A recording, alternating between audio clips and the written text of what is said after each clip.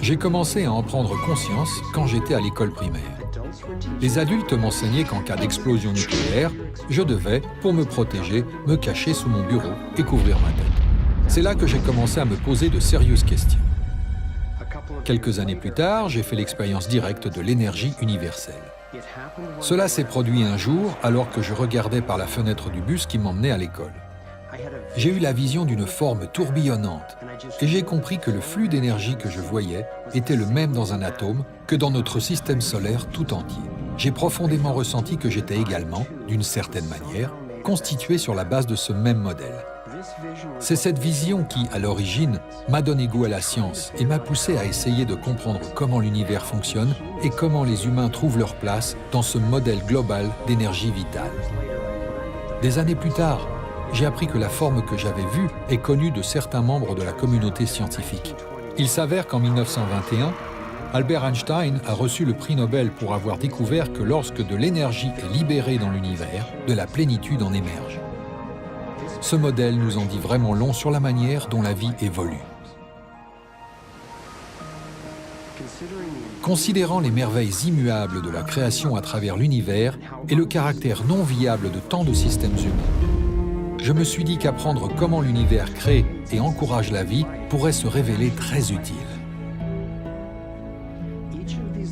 Chacun de ces paquets d'ondes de plénitude qu'Einstein a découvert, que l'on appelle quantum, ou dans ce cas un photon, est constitué de ce qui l'entoure, mais en reste distinct, tel un tourbillon dans l'eau.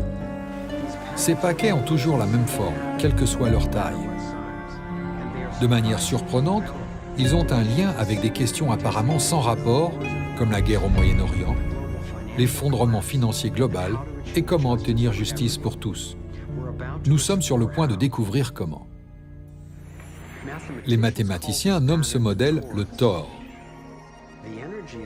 Dans un tor, l'énergie arrive par une extrémité, circule autour du centre et ressort par l'autre extrémité. Un tor est équilibré, autorégulé et toujours entier. Officiellement, c'est le scientifique et inventeur Arthur Young qui m'a, le premier, présenté le tor. Le futuristique Duane Elgin explique comment le tor constitue le modèle primaire utilisé par la nature pour la vie à tout niveau. L'évolution implique de s'ouvrir, se déployer. La question est donc la suivante. Qu'est-ce que l'univers déploie ? Ce que l'univers déploie, ce sont des systèmes auto-organisés, et vous pouvez le constater à tout niveau.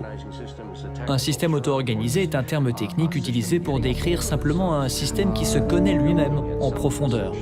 Nous pouvons voir et observer ces formes auto-organisées partout dans la nature. Nous les trouvons sur la coupe transversale d'une orange ou d'une pomme. Nous les observons dans la nature dynamique d'une tornade. Nous les voyons dans le champ magnétique autour de la Terre et dans un champ magnétique similaire autour d'un individu. Nous pouvons le voir dans la structure d'une galaxie spirale tout entière. Nous pouvons l'observer dans la structure d'un petit atome. À toutes les échelles et au cours de toute son histoire, l'univers a un projet unique, cultiver des tors. L'univers est une usine qui cultive des tors.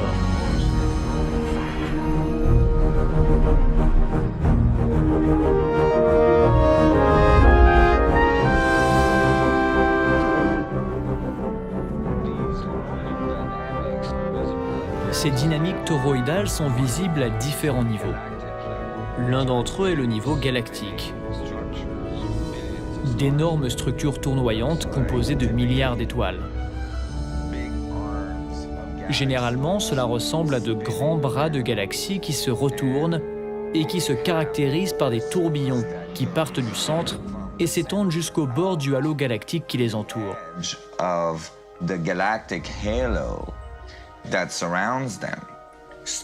Les étoiles quittent le disque galactique pour arriver dans le halo, descendent dans les tourbillons et repartent en arrière de nouveau. Des étoiles que nous connaissons, telles qu'Arcturus par exemple, ont déjà emprunté cette voie. Cette description s'applique même à l'atmosphère de notre planète. Les conditions météorologiques partent du pôle Nord pour descendre à l'équateur, puis font marche arrière. Depuis le pôle Sud, elles remontent vers l'équateur puis redescendent. Même les dynamiques à la surface du Soleil sont très similaires. Bien sûr, dans le cas présent, nous adoptons une approche depuis une perspective extérieure, sur un modèle à petite échelle. Quand vous regardez le système solaire ancré dans la galaxie, ancré dans l'amas, ancré dans le superamas, nous voyageons dans cette mer infinie où circule une infinité de tores.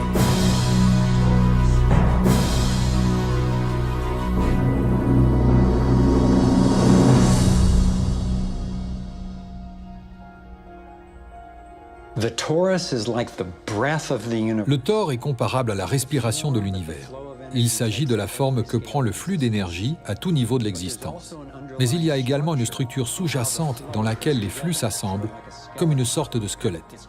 Elle porte le nom de Vector Equilibrium, un terme inventé par l'un des plus grands penseurs du XXe siècle, Buckminster Fuller. Inspiré par le travail visionnaire de Fuller, j'ai passé des dizaines d'années à effectuer des recherches sur les dynamiques du Vector Equilibrium et du Thor. Le potentiel de la forme d'énergie toroïdale m'a tellement subjugué qu'en 1997, j'ai cofondé un groupe de réflexion multidisciplinaire, le Symposium Sequoia, afin d'étudier ce modèle et d'explorer ses applications. Les recherches que nous avons cumulées m'ont convaincu que le Thor et le Vector Equilibrium sont des modèles primaires fondamentaux pour la création de l'univers à tout niveau. Lors des réunions du Symposium Sequoia, j'ai appris que certains inventeurs prétendaient utiliser la dynamique du Thor comme point de départ pour des appareils générant de l'énergie sans combustion. Ce progrès révolutionnaire, ouvrant sur ce qui est parfois appelé point zéro, radiant ou encore énergie libre, est désormais plus simplement appelé technologie de la nouvelle énergie. Puisque la souffrance dans notre monde résulte si souvent du manque d'accès à l'énergie, j'ai réalisé qu'une énergie gratuite, illimitée et propre constituerait l'une des avancées les plus marquantes de l'histoire. Plus qu'améliorer, cela pourrait carrément transformer la qualité de la vie sur cette planète. J'ai donc commencé à me demander qui d'autre avait connaissance de ce modèle, de cette puissante source d'énergie potentielle. Lors du symposium, des scientifiques m'ont montré comment le Thor avait été encodé par différentes cultures depuis des millénaires. Apparemment, les cultures ancestrales ont ancré ce code dans les formes les plus durables dont elles disposaient, dans les histoires, les icônes, les alphabets et les constructions. Nous voici sur l'un des plus vieux sites sacrés du monde, le temple d'Osiris à Abydos, en Égypte. Très peu d'écrits ont été trouvés dans le temple d'Osiris.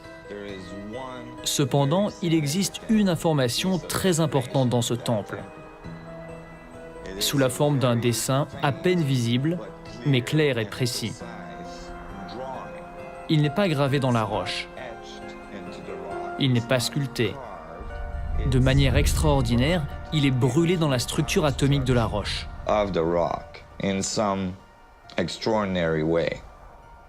Nassim a décodé le symbole d'Osiris en 3 dimensions. Étant donné que notre monde n'est pas en 2 dimensions, il est logique que les codes donnant des informations à son sujet ne soient pas limités à des représentations plates.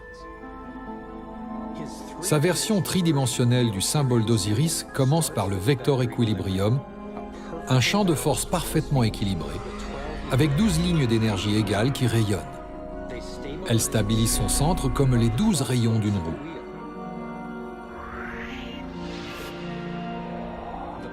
Le modèle primaire du flux d'énergie équilibré autour de cette structure est le Thor.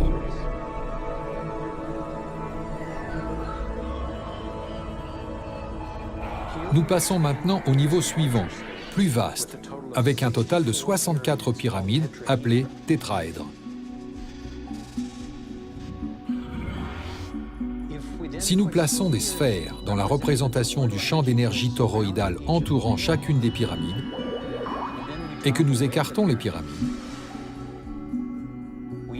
nous nous retrouvons avec une matrice qui, étonnamment, se superpose exactement à l'icône d'Osiris, un modèle en 3 dimensions de celui brûlé dans le mur du temple égyptien il y a des milliers d'années. Maintenant, changeons de continent, passons de l'Égypte à la Chine, où la même géométrie apparaît sur un autre site sacré construit en 1420.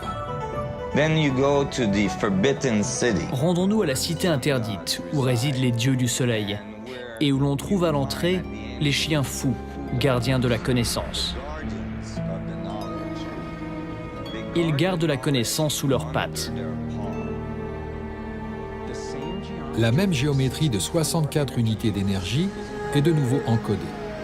Je me suis alors demandé si le fait que le même dessin apparaisse dans des lieux importants sur 2 continents différents était une simple coïncidence.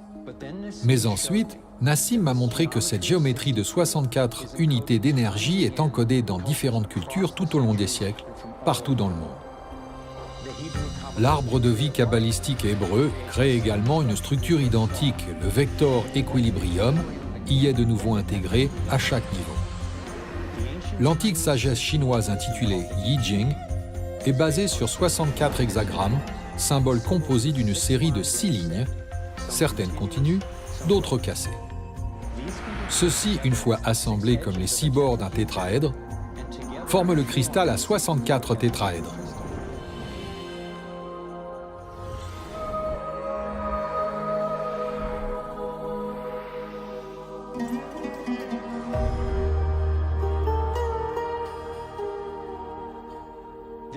Le même modèle réapparaît dans la recherche scientifique moderne. La double hélice se caractérise par un alphabet de 64 codons utilisés pour encoder notre ADN humain. J'avais constaté que la connaissance de la géométrie vivante de l'univers était très avancée il y a des milliers d'années. Mais comment donc pouvait-il en savoir autant ? La plupart des histoires de l'Égypte ancienne, des Mayas et des Incas évoquent les dieux du soleil descendant sur la terre et enseignant aux hommes l'ingénierie, l'écriture et toutes leurs sciences. J'ai commencé à me demander si tous ces dieux du soleil n'étaient pas des civilisations avancées provenant d'une autre partie de notre galaxie